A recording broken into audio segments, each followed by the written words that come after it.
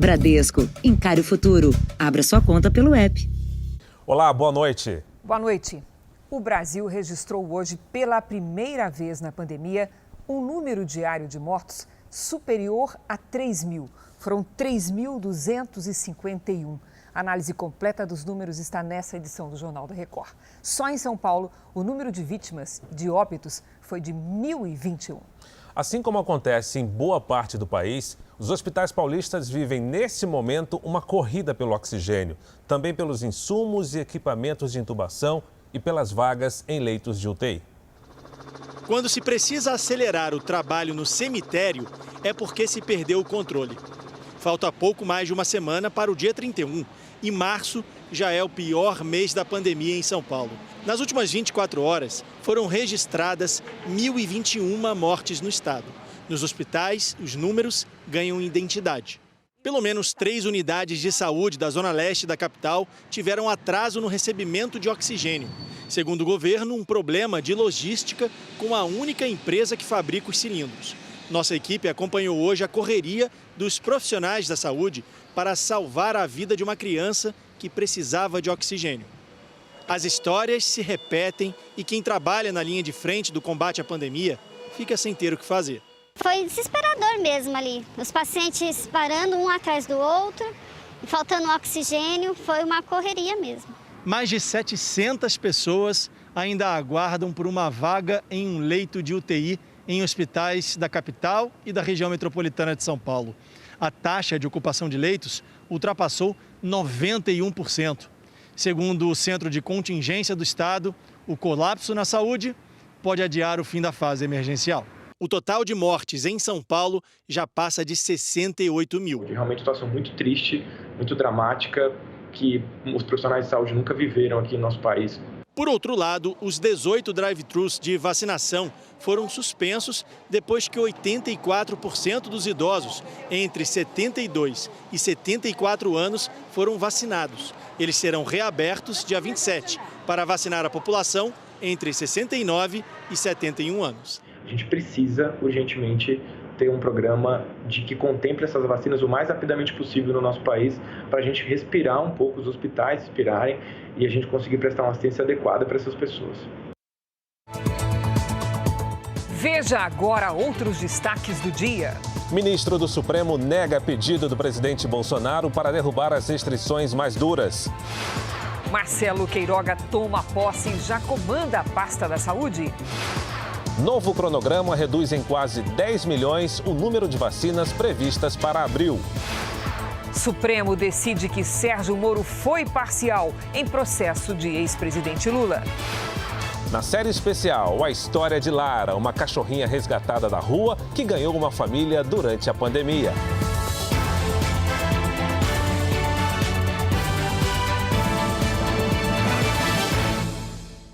Oferecimento Next, o banco digital que faz acontecer.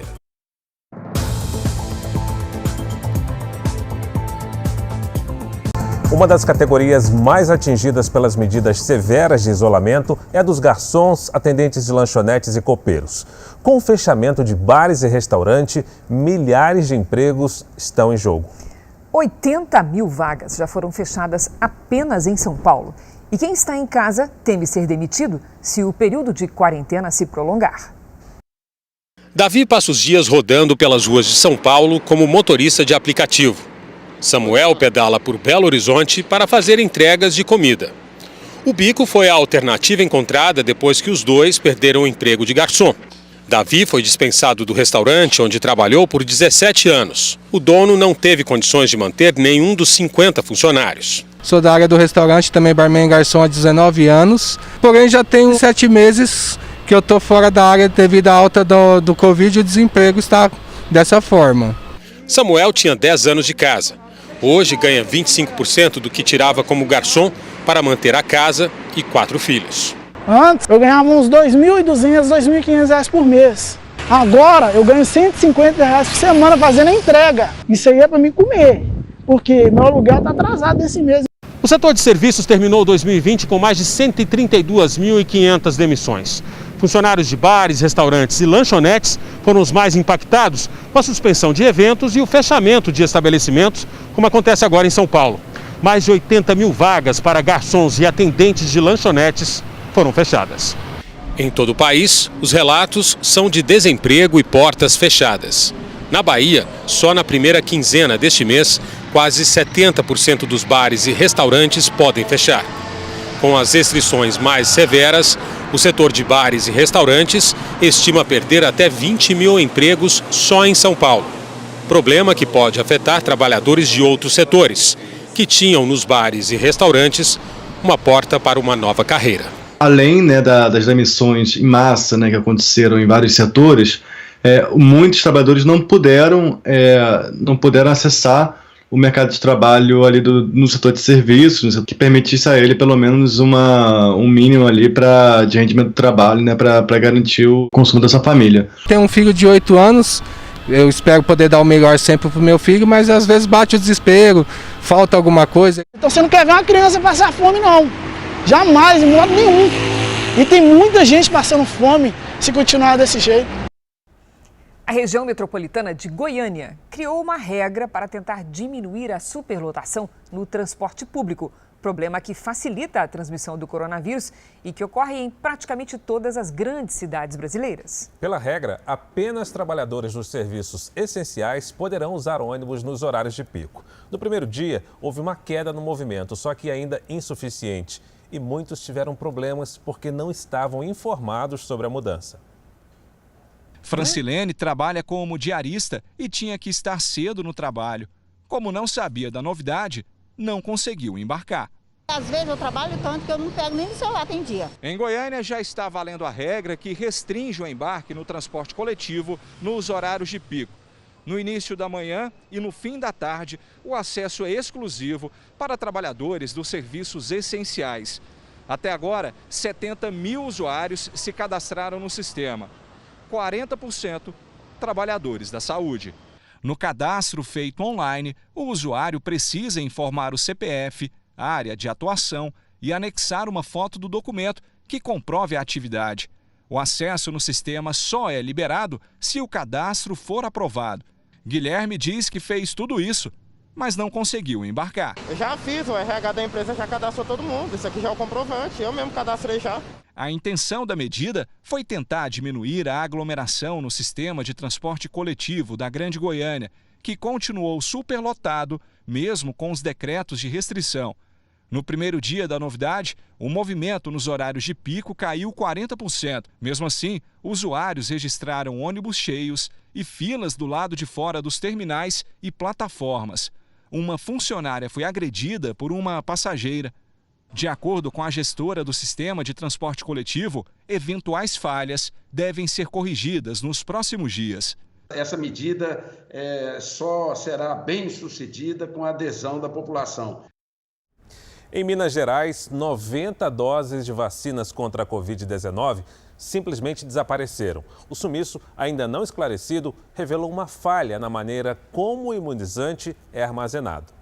O sumiço das vacinas foi percebido assim que o posto de saúde abriu. 90 doses da Coronavac, que estavam em 9 frascos, desapareceram. Com medo de não ser imunizado, este aposentado de 76 anos apressou a ida ao posto. Deixa todo mundo ansioso. O sumiço das vacinas revelou uma fragilidade no sistema de armazenamento. Os lotes são lacrados apenas quando chegam aos pontos de vacinação.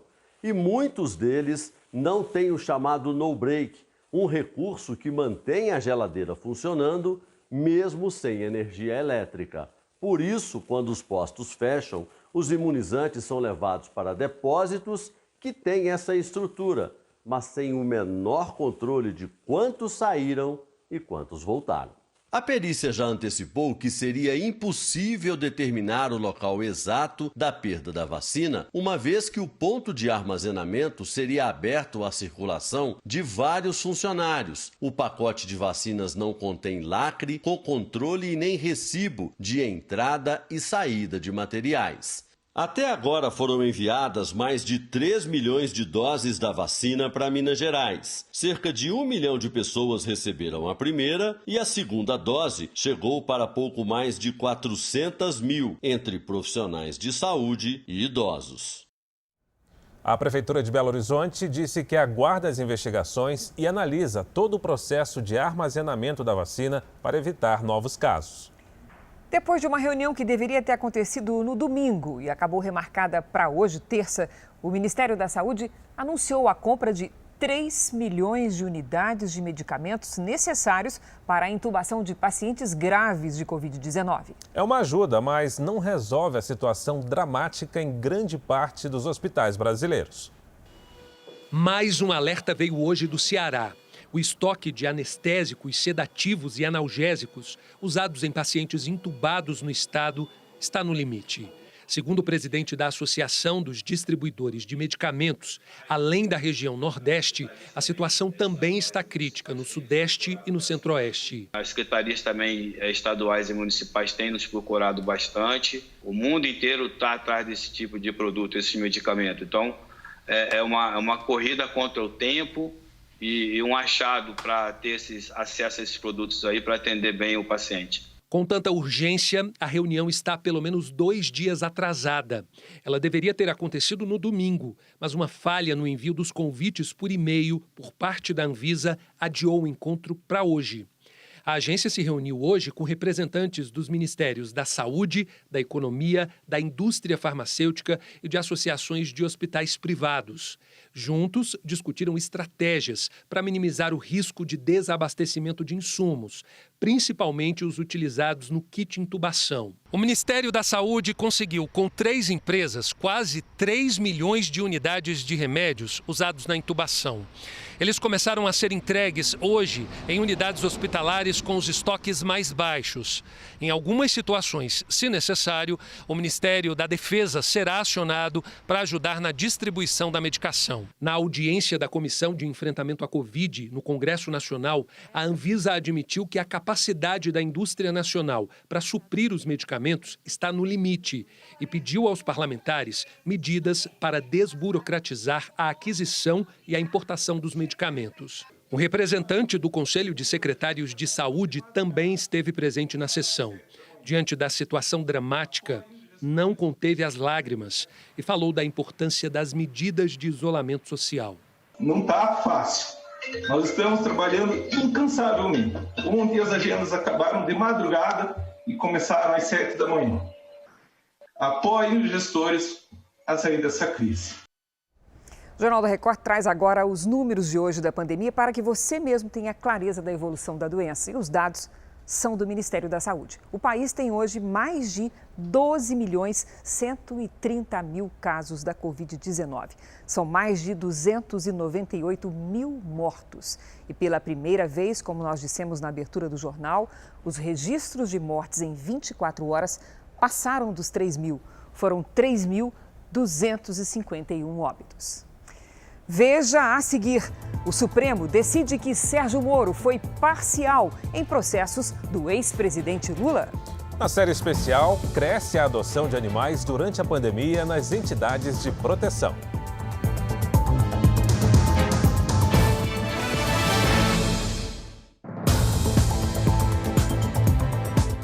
O ministro Marco Aurélio Mello, do Supremo Tribunal Federal, negou o pedido do presidente Bolsonaro para derrubar as medidas mais severas de isolamento em 3 estados.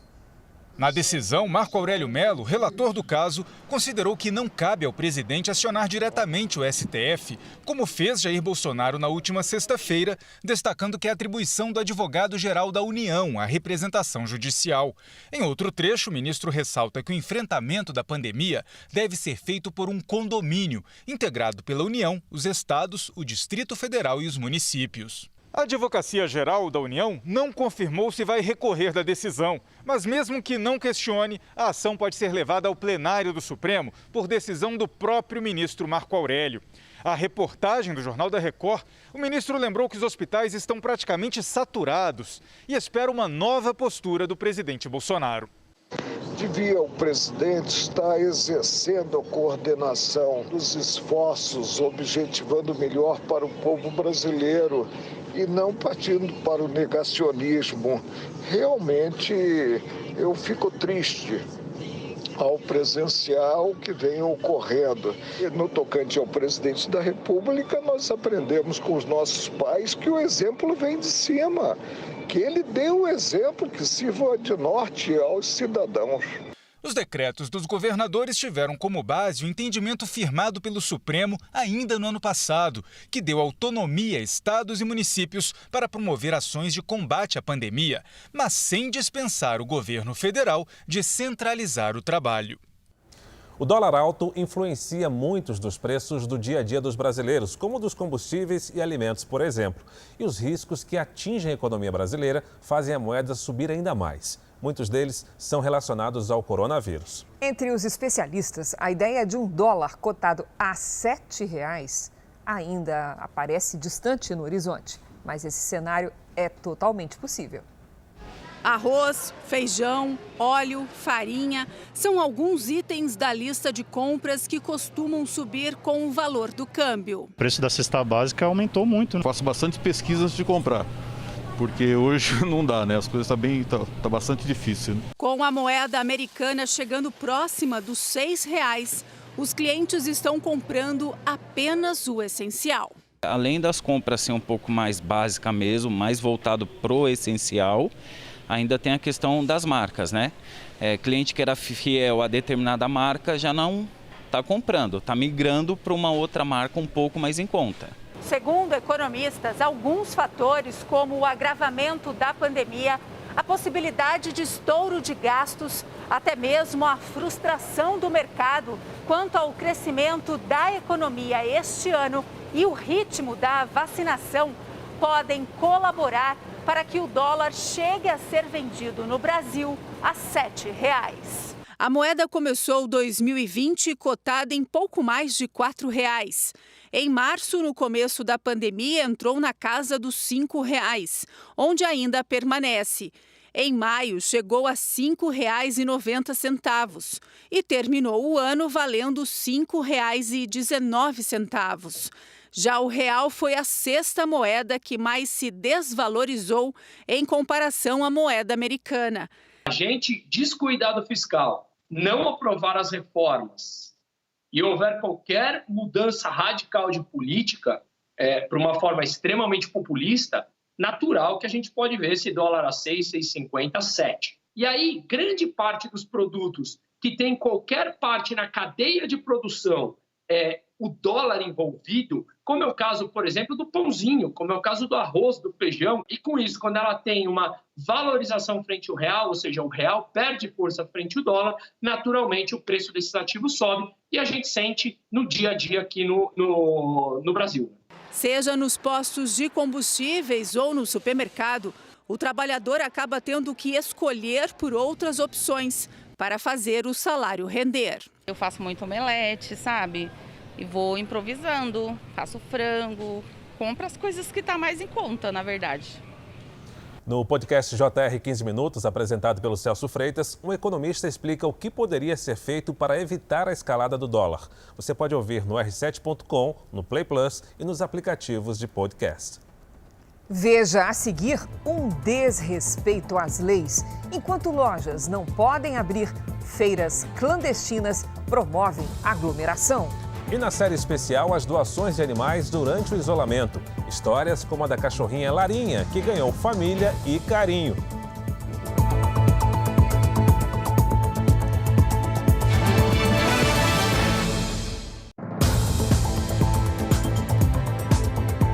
O Ministério da Saúde alterou o cronograma de entrega das vacinas contra a Covid-19 para o mês que vem. Com a mudança, serão entregues 9.850.000 doses a menos do que o previsto. A previsão anterior era de 57.179.000 doses. A atual é de 47.329.000 doses. Essa diferença acontece porque o laboratório AstraZeneca entregará quase 10 milhões de doses a menos do que o previsto. O Ministério da Saúde disse que não é o responsável pela redução, porque depende da entrega das vacinas pelos fabricantes. Foi a 5ª mudança de cronograma só esse mês. Vamos agora com a opinião do Augusto Nunes. Boa noite, Augusto. Boa noite, Cris. Boa noite, Fara. Boa noite a você que nos acompanha. Toda morte, convém repetir, é uma tragédia. É impossível impedir que esse drama se multiplique em proporções aterradoras quando ocorre uma pandemia de dimensões colossais, como a que aflige o mundo há mais de um ano. Mas são inaceitáveis mortes que poderiam ser evitadas pelas autoridades incumbidas de combater o pesadelo sanitário. Não se pode responsabilizar alguém, por exemplo, por óbitos de infectados portadores de doenças que agravam a Covid-19. Mas não se pode admitir a ocorrência de mortes provocadas por falta de leitos de UTI. Da mesma forma, é inaceitável que se perca uma vida por falta de oxigênio. Esse absurdo, registrado em Manaus há poucas semanas, em escala ainda não esclarecida, foi aparentemente reprisado em São Paulo. As denúncias precisam ser apuradas já. E tanto o Ministério da Saúde quanto as secretarias estaduais têm de eliminar imediatamente a escassez de oxigênio. Quem perde a vida por falta disso não morreu de Covid-19.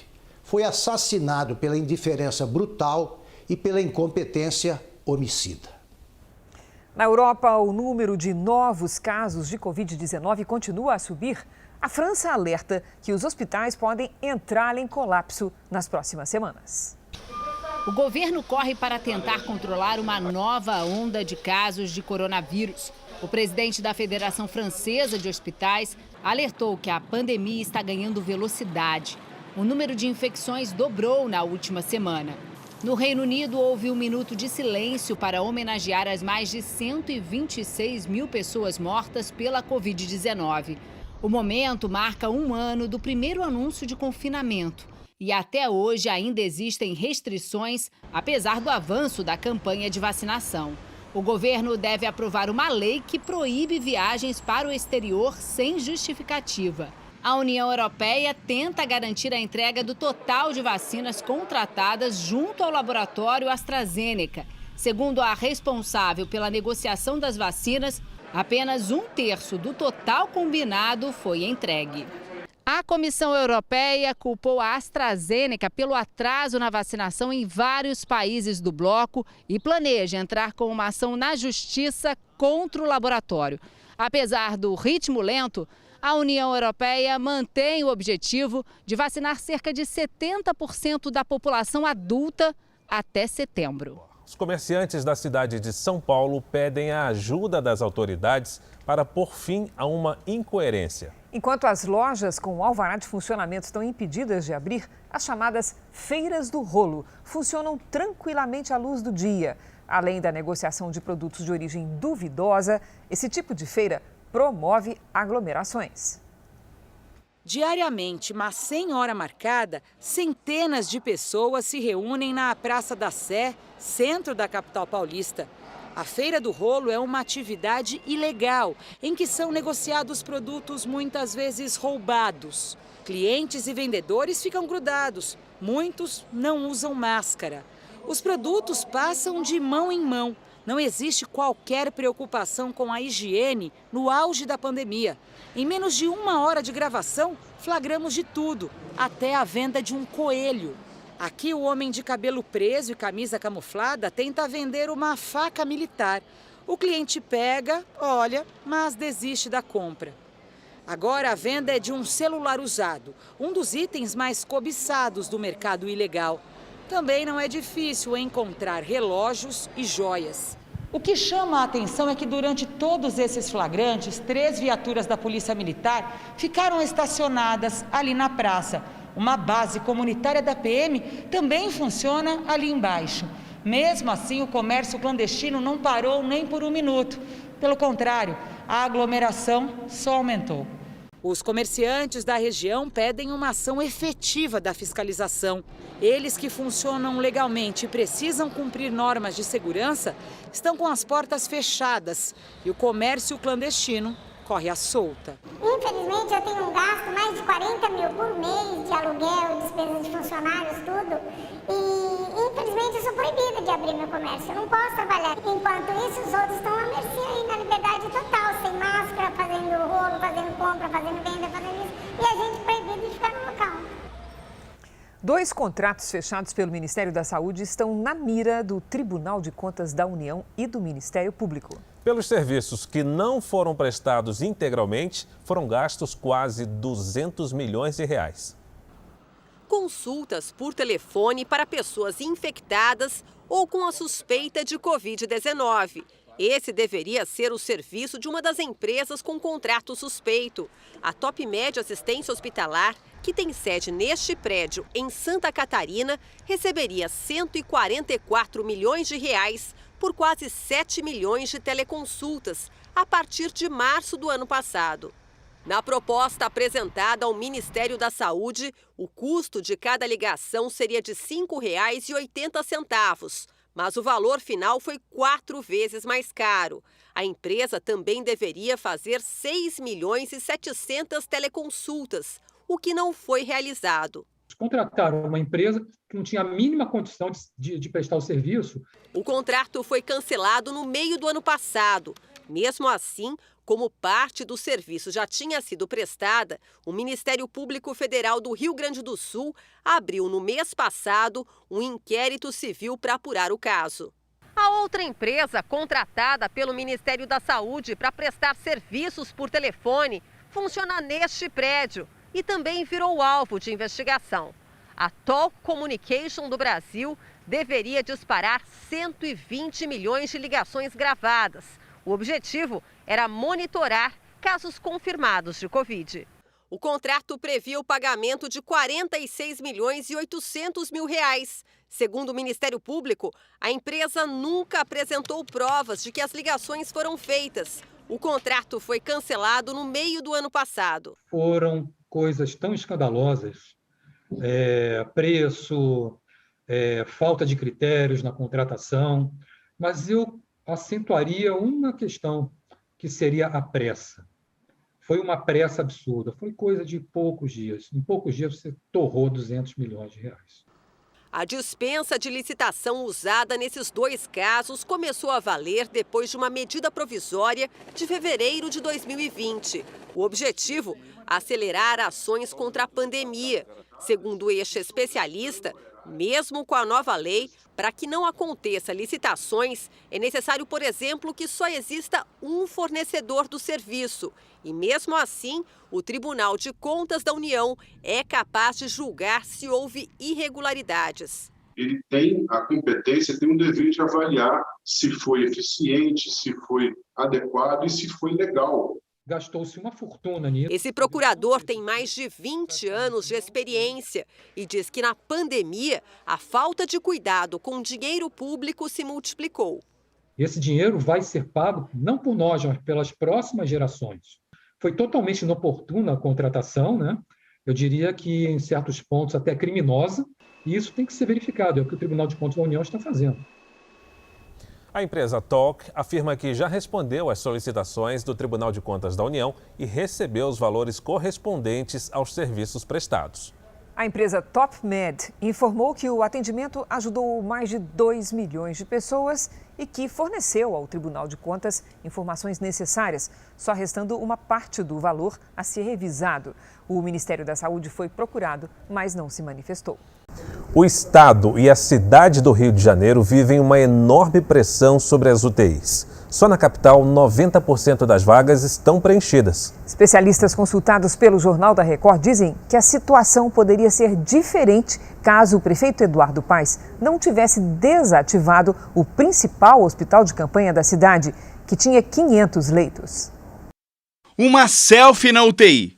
Ninguém quer ser fotografado assim, mas isso deu um alívio à família de Dona Fátima, de 60 anos. Por mais que isso não queira dizer que ela vai vai ser curada, né, no que ela vai se sair bem, mas que eu espero que sim, que é o que eu tenho no meu sentimento, eu sei que ela vai ter a chance de receber todo o suporte que ela precisa. A mãe de Viviane ficou 4 dias em busca de uma vaga. Tentou hospitais em 5 bairros do Rio e em 6 cidades do estado até ser internada. Cada não que eu recebia, que a gente recebia, era menos uma chance de sobrevivência. Em 18 cidades do estado, a ocupação de leitos de UTI chegou ao limite. A fila de espera é a maior desde o início da pandemia. São mais de 500 pacientes. Na capital, o quadro é preocupante. 90% das vagas de UTI estão preenchidas. Uma situação que poderia ser diferente se o hospital de campanha do Rio Centro estivesse funcionando. No início do ano, em momento crítico da pandemia, o prefeito Eduardo Paes mandou desativar os 500 leitos do hospital de campanha. No local, foram mais de 3.000 internações, muitas delas para atender pacientes de outros municípios do estado. Um investimento de 10 milhões de reais menosprezado pelo prefeito, sem explicação, no momento mais severo da pandemia. Essa precipitação pode ter custado caro. A partir do momento que eles já foram desmontados, até você abrir licitação, fazer um edital, montar isso rapidamente, é no mínimo um mês e meio, 2, como nós já vimos. O hospital de campanha talvez ele devesse ter sido mantido, mesmo que fosse só estrutura, sem profissionais, durante mais um tempo, até que você tivesse uma certeza de que não teria outras ondas da pandemia. A cardiologista Valesca Antunes comandou o hospital de campanha e acredita que hoje o funcionamento da unidade seria estratégico para reduzir não só a fila de espera, como o número de óbitos. Ela lamenta a atitude de Paes. Muitas vidas seriam salvas. Os nossos leitos, os nossos 400 leitos de clínica médica, eles poderiam ser transformados em leitos de CTI a qualquer momento. Tínhamos equipamentos, medicações, o RH, equipe treinada, então teríamos toda uma infraestrutura para que pudéssemos ter um sucesso maior no nosso tratamento e desafogar a fila. Procurado por nossa reportagem, Eduardo Paes não se manifestou sobre o assunto. Outro problema está nos leitos indisponíveis no Sistema Único de Saúde no Rio de Janeiro. Só no município são 400 vagas impedidas, leitos que não recebem pacientes por falhas de estrutura ou por falta de profissionais. É justificável que não haja coordenação, organização, profissionalismo, né? O império da técnica e não talvez das picuinhas pessoais ou políticas predominarem. O colapso na saúde não se restringe aos infectados por coronavírus. A Covid responde hoje por 85% dos leitos e o restante não atende à demanda de outras doenças. Sara tem um tumor maligno no intestino e a cirurgia não tem data para ser realizada. Estou aguentando mais, preciso dessa cirurgia urgente. O médico Marcelo Queiroga assumiu hoje o Ministério da Saúde, 8 dias depois de ser escolhido. A cerimônia discreta foi no Palácio do Planalto. O Jornal da Record vai a Brasília com o repórter Matheus Cavazini, que tem as informações. Matheus, boa noite para você. Boa noite, Cris, Fara. A cerimônia não constava na agenda oficial do presidente Jair Bolsonaro. Pouco tempo depois, ela foi publicada em edição extra do Diário Oficial da União. O cardiologista Marcelo Queiroga, de 55 anos, será o 4º ministro da Saúde do governo Bolsonaro e assume no pior momento da pandemia no Brasil.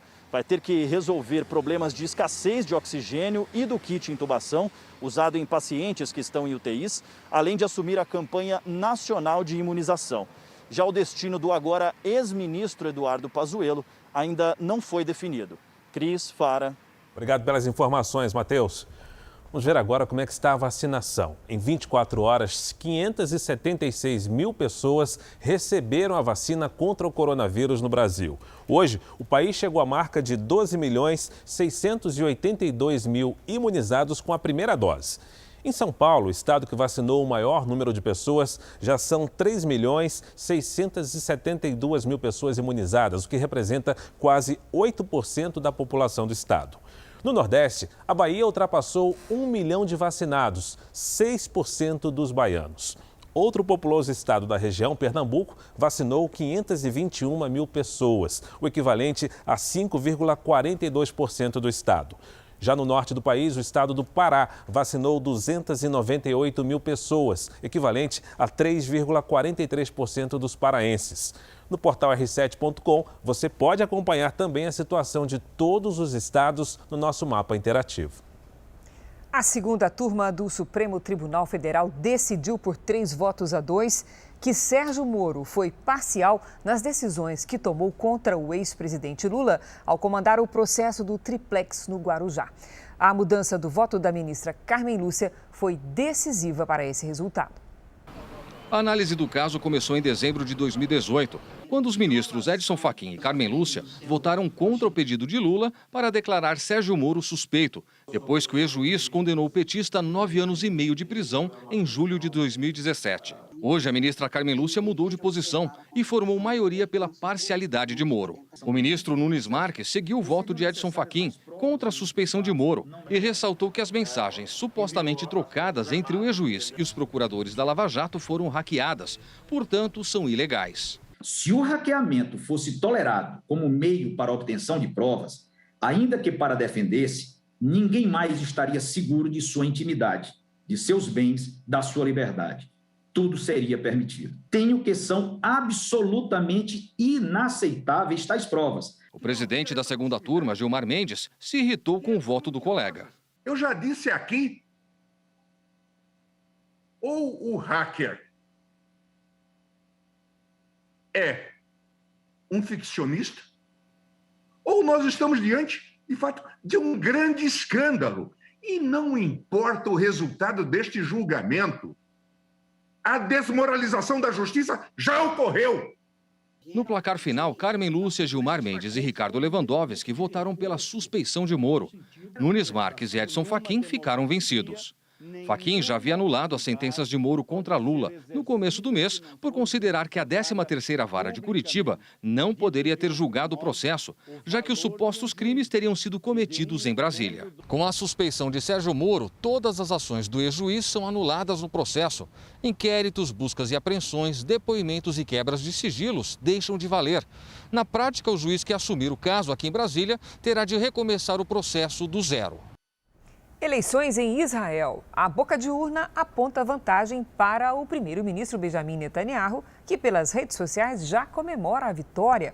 A expectativa é que dessa vez os resultados encerrem o impasse político entre os apoiadores e os opositores do primeiro-ministro. Por conta da pandemia, a votação foi diferente. Teve até eleitor com a Covid-19 que votou do hospital. Israel montou mais de 400 urnas especiais de votação em todo o país para pessoas com Covid-19 e para os 40 mil cidadãos que estão em quarentena. Teve também esquema de votação por drive-thru. Já o premier Benjamin Netanyahu, que pretende se manter no poder, e seus oponentes compareceram às urnas tradicionais. O primeiro-ministro Benjamin Netanyahu está apostando no sucesso da campanha de vacinação de Israel. Com mais da metade da população vacinada, a sociedade voltou a abrir pouco antes das eleições. Mas isso não é suficiente para acabar com a divisão de opiniões no país. Netanyahu trouxe a vacina, ficou em cima e não relaxou. É por causa dele que Israel é o primeiro país do mundo a sair da pandemia, diz esse eleitor. Netanyahu está sendo julgado sob acusações de corrupção, o que ele nega. Para este jovem, só a vacina não é suficiente, porque a economia caiu e a sociedade sofreu. Segundo ele, as pessoas querem que o país siga por um novo caminho. Para a analista Michelle Steintier, o modo como a crise do coronavírus influencia o voto depende da experiência de cada um. No fim das contas, os eleitores votam baseados em emoções. A decisão raramente é racional, afirma ela. Um homem de 21 anos foi indiciado por matar 10 pessoas a tiros no estado americano do Colorado. Ahmed Alissa está internado porque foi atingido na perna durante o tiroteio e sairá do hospital direto para a prisão.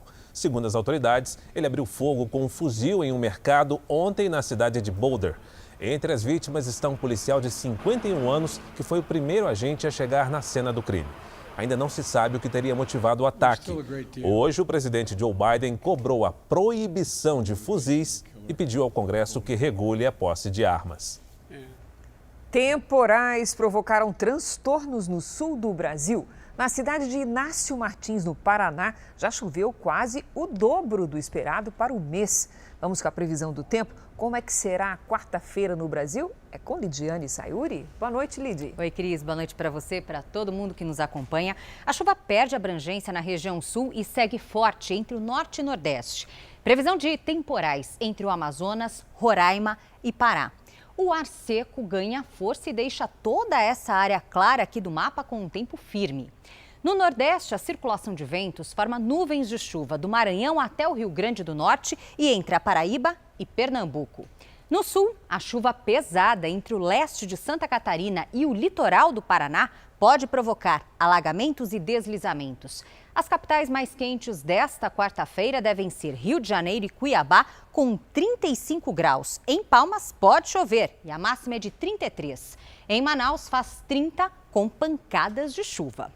Lidi, na previsão do tempo interativa tem a participação do Sebastião Rafael. Isso mesmo, Cris. Olha só, Sebastião, vamos lá. E em Farias Brito, no Ceará, a chuva aperta nos próximos dias naquele esquema, viu? Chuva, sol, sol e temporais. Máxima de 29 graus até sexta-feira. E agora é a vez do Silvio. Silvio na tela, olha só, ele quer saber a previsão para a terra natal dele, Pitanga, no Paraná. Silvio, seguinte, tardes quentes com máximas entre 30 e 31 graus e pancadas de chuva à tarde. O tempo volta a ficar firme só na sexta-feira. Participe você também da nossa previsão com a hashtag Você no JR pelas redes sociais. E para fechar, na capital paulista, as pancadas de chuva voltam em pontos isolados da cidade após um dia quente. Nesta quarta faz até 32 graus. Até amanhã. Obrigada, Lidi. E essa parece uma história de pescador. Na Ucrânia, um homem conseguiu resgatar um menino ilhado em um bloco de gelo flutuando em um rio.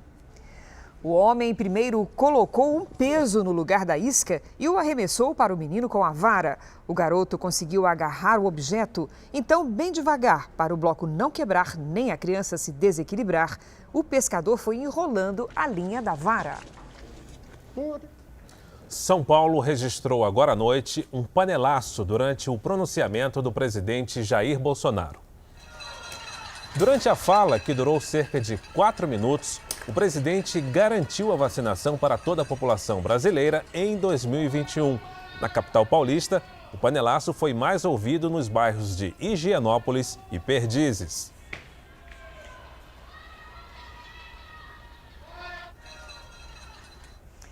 Durante a pandemia, muita gente procurou um amigo pet para enfrentar os meses de isolamento.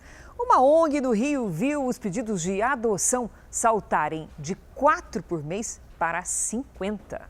Animais vítimas de maus tratos acabaram ganhando uma nova chance com famílias que oferecem, mas também recebem amor e carinho.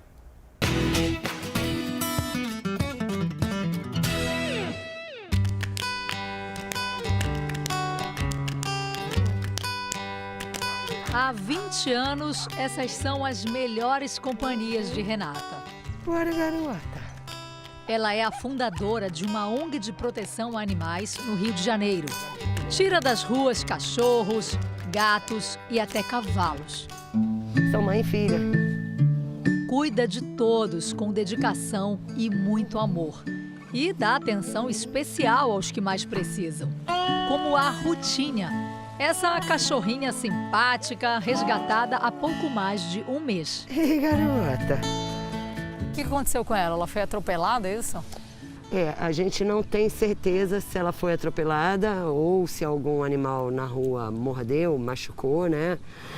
Porque o ferimento era bem específico na pata que ela perdeu. Então a gente não sabe se ela brigou, se ela apanhou de algum cachorro na rua ou se alguém machucou ela.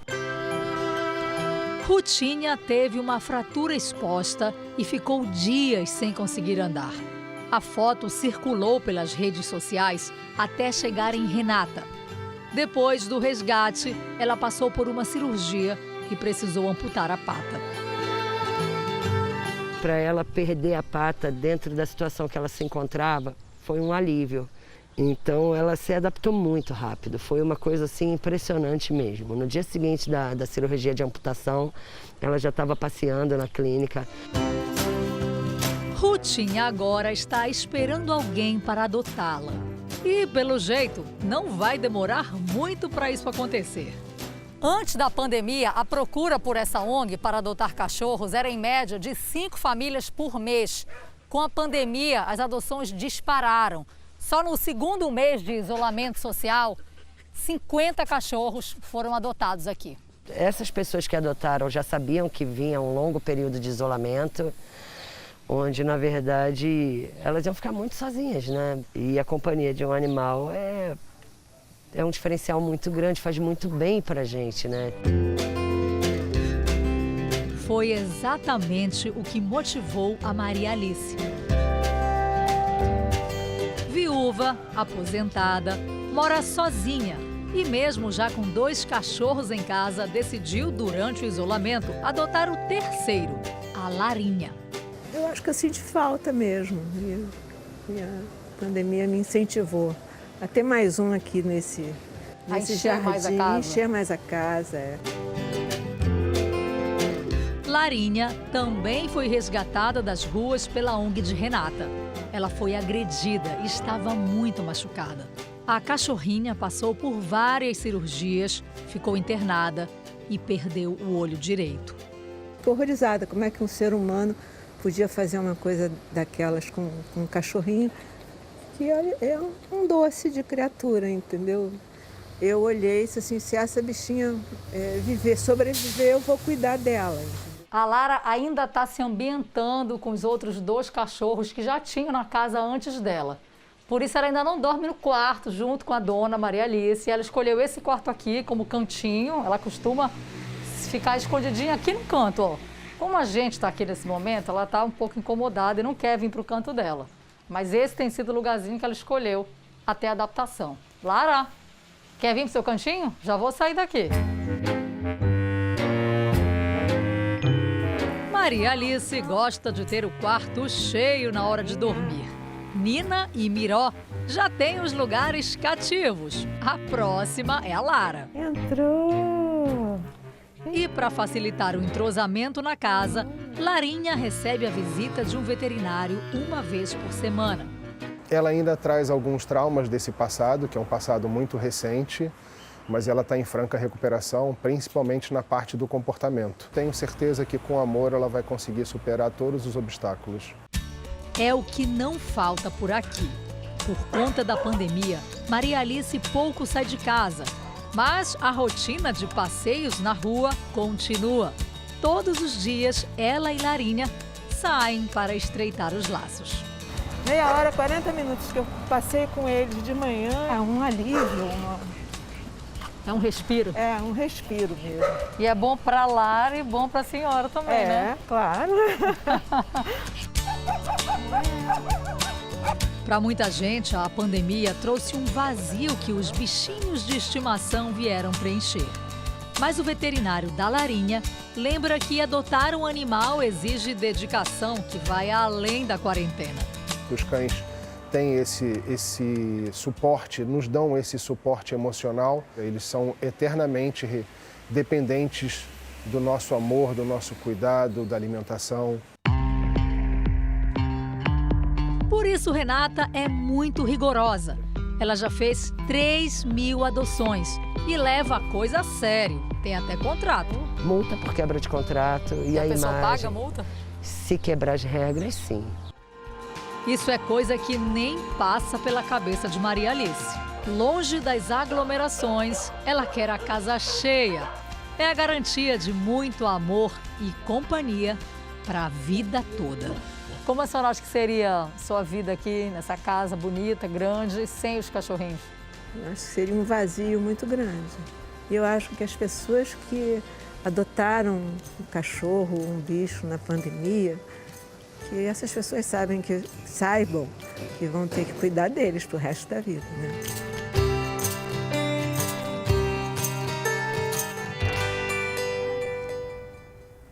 O Jornal da Record termina aqui. A edição de hoje na íntegra e também a nossa versão em podcast estão no Play Plus e em todas as nossas plataformas digitais. E à 00:30 tem mais Jornal da Record. Fique agora com a novela Gênesis. A gente se vê amanhã. Até lá. Ótima noite para você e até amanhã.